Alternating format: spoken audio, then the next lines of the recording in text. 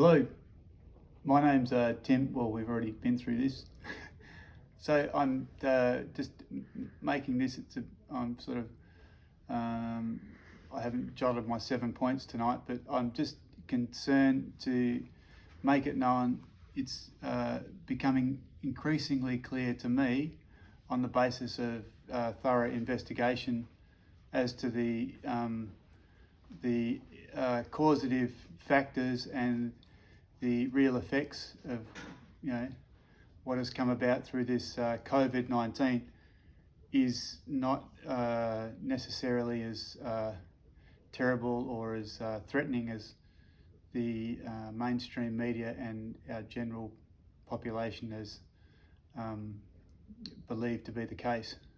So the reason I've come to these conclusions is I've been very helped by a number of people who have done much more thorough research than what I have, and I'm bouncing off their information, but then they've encouraged me, even though I'm not a great researcher, to do my own research, and it seems increasingly obvious that things are not as they seem according to mainstream media. It's nowhere near as problematic as what people think it is. The way that it seems to be developing is based on, well, there's a few things, I suppose. And incidentally, this camel is in the video. I thought this was necessary to support the camera that my friend has set up. He said it wasn't, so now it's making guest appearance. But I'm very concerned to, just keep people mindful of the fact that their intuition is most important to them now.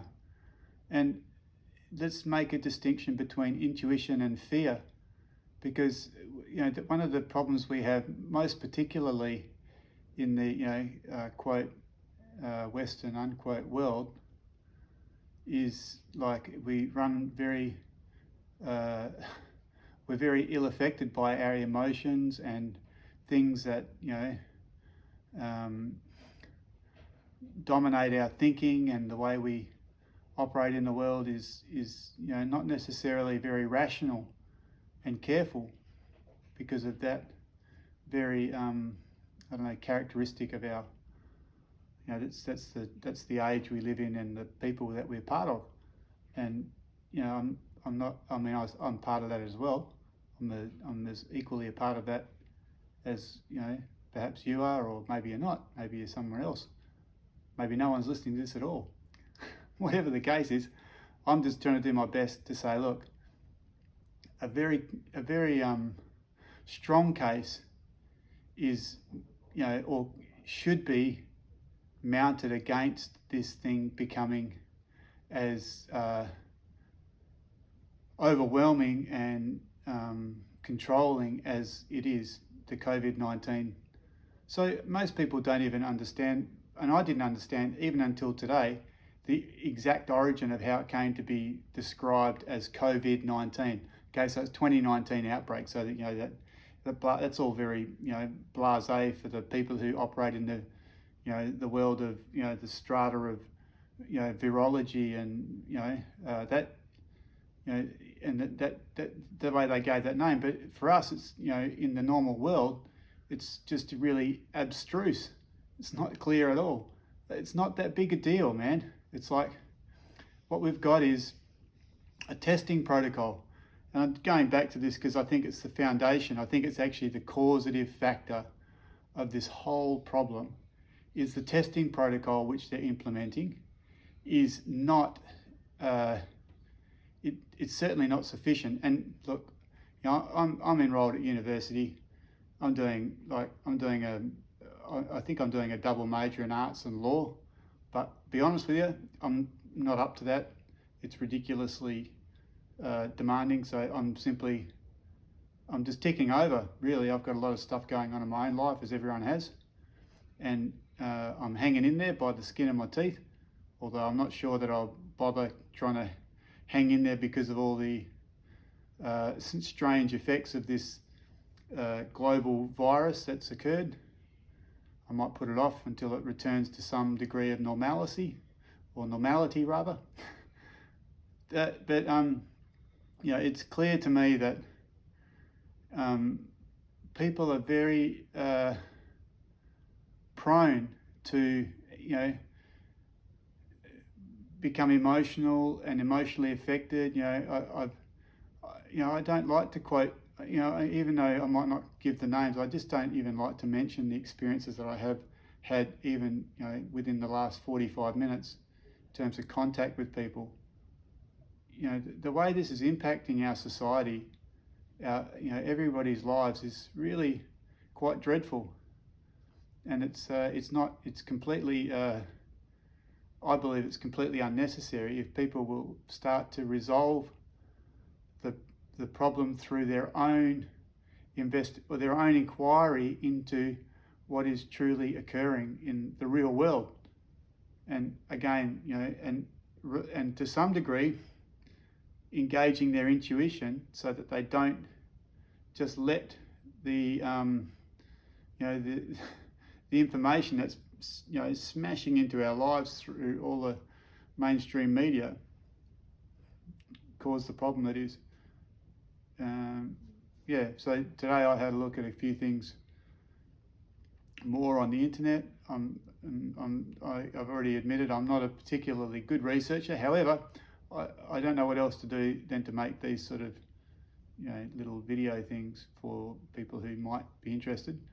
And it seems to me more and more evident that this whole thing is not based on sound science. It's absolutely not based on sound science, unless you're speaking with a virologist and like they're a person with a hammer and everything needs fixing with a hammer. They'll bang it into you that it's a real virus and this is what virologists are important for. Or one of the particularly good podcasts that I've listened to is a fellow named, I think his name's David Crow, and I think he's a Canadian, and he's very helpful. He's a lot more, I think he's actually probably more level-headed than what I am, whatever that means. He is giving good information, and the podcast that I have heard him through initially was the Higher Side Chats with Greg Carwood, I think it is. And I think I listened to that interview and it's very helpful. And it's not a matter of worrying about whether people are looking for conspiracy theories or it's more about people accepting that they need to open their minds to truth and to discovering the possibilities of addressing their immediate circumstances more proactively. I just want to say, guys, let's put this camel down. I don't know if it's in the video even, but we just need to do our own research, or alternatively ask who we consider to be the experts the questions that matter, which are the questions of, okay, how does the testing protocol work? How exactly what is happening when somebody is testing positive, whether it be false positive or whatever? What is happening? What does it mean when the person is a false positive? What is the proportion of false positives? Blah, blah. I don't want to keep going over the same ground, but I'm looking into I'm developing, because of this, I'm developing an intensified interest in this situation. And the more I research it, the more I discover, absolutely. I read journal articles today, the Medical Journal of Virology. It was an article published on March 14th. It was by Chinese authorship, and I don't know what the article was called. It was to do, what do we know about COVID-19. It's like, well, you read that article, you can hear all over it if you actually done the background research, so that you don't become overwhelmed by the academic approach, or it's actually, I don't think it's that academic, it's not that bad. But when you realise it's actually, they don't know the answers. And not only do they not know the answers, but if they do know any answers, they sort of still seem to try and skew it. This is a virologist I'm talking about because of their own sort of predisposition to discover viruses as the causative factor of illness and disease. What you've got here is just a pneumonia occurring. You've got people whose comorbidity rates, in terms of this being the mortality of this illness is most affected by other comorbidity factors, and we're talking about things like liver disease and kidney kidney failure, heart disease. I don't even have the terms, but if you look at that, you can understand it's not the normal people who are going to die from this, practically, normal flu season. And all of the things, if you track it back to the SARS, because this is actually a SARS, epidemic, if you want to, that's actually strongly connected. COVID-19 is actually, COVID-02, which is the SARS, I think. It's just ridiculous. It's the same thing. It's a flu season. It's people having a seasonal, vulnerability to whatever it is that is causing pneumonia, and that complication, particularly for people whose bodies are already hard pressed, and everybody's dying, which I've already said. People are going to die, and if we tweak the statistics and the mathematical modelling says that this is something to be overly alarmed about, then it only makes the situation worse. We're all dying. The situation is absolutely nothing like what they're reacting to. And I just want to give people some hope that they can help resolve this in a way that it doesn't repeat in future years. Like SARS has evidently gone, they've just, it's faded from people's memories, and then this pops up and people aren't necessarily saying, oh, this is just like the SARS thing. Well, if you go back and research the SARS thing, the way the SARS crisis was resolved was a matter of the definition of who actually is, who's eligible to be determined a SARS case. People can be dying of pneumonia with exactly the same symptoms and cause of death, so to speak, with all their comorbidities, and not be classified as SARS, because the definition of SARS required specifically that you had to have been exposed to someone epidemiologically, which is a very important, introduction. It's a very important term of reference.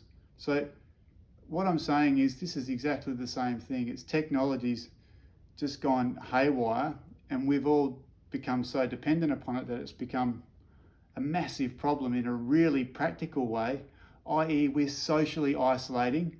People are frightened out of their brains about their loved ones becoming ill affected by this because they have vulnerabilities, whether it's their age or whether it's their physical condition, whatever. And the other thing is our children aren't at risk. That's an established fact. Children don't get this. Well, what the hell's going on there? Is that because they're not humans? No, it's not because they're not human. It's because this is not occurring. People aren't interested in even looking for the dots, much less joining them. Anyway, my friend who helped me do this, and this, is checking the time. I don't know how long I've gone on for, but I just want to close it off and say, look, I hope that we can become more reasonable and we can do the necessary question asking. I read the questions on the ABC Q&A program, and my heart goes out to all the people who are struggling and suffering, but I don't hear the hard questions being asked. They're getting there, a couple of them are getting there, but they're not quite exactly, the questions that need to be asked, which are, well, First of all, look, I'll make another one. See ya.